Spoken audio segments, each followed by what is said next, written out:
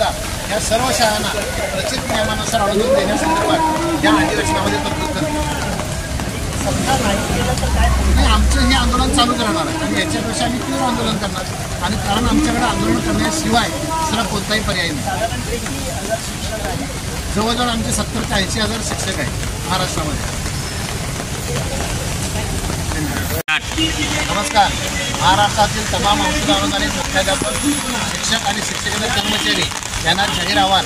आजपासून पावसाळी अधिवेशन सुरू झालेलं आहे आणि आझाद मैदानामध्ये महाराष्ट्र राज्य विनाअनुदान शाळा कृती समितीच्या माध्यमातून या ठिकाणी धरणे आंदोलन सुरू झालेलं आहे. भलेही पाऊस पडत असला तरीही आम्ही आमच्या मतावरती ठाम आहोत. जोपर्यंत आम्हाला प्रचलित नियमानुसार अनुदान मिळणार नाही तोपर्यंत आम्ही हे आझाद मैदान सोडणार नाही.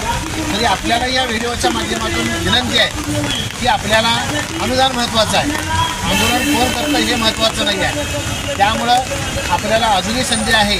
आपण सर्वांनी आझाद मैदान गाठावं आणि अनुदान मिळण्यासाठी हातभार लावावा ही विनंती सगळ्यांच्या वतीनं आपल्याला करतो. आणि यावं, या मैदान गाठावं.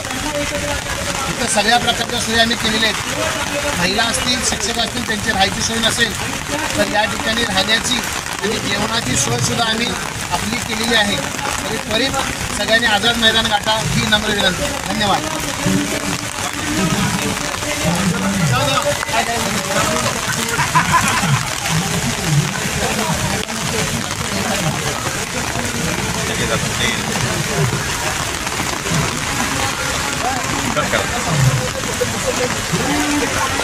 झाला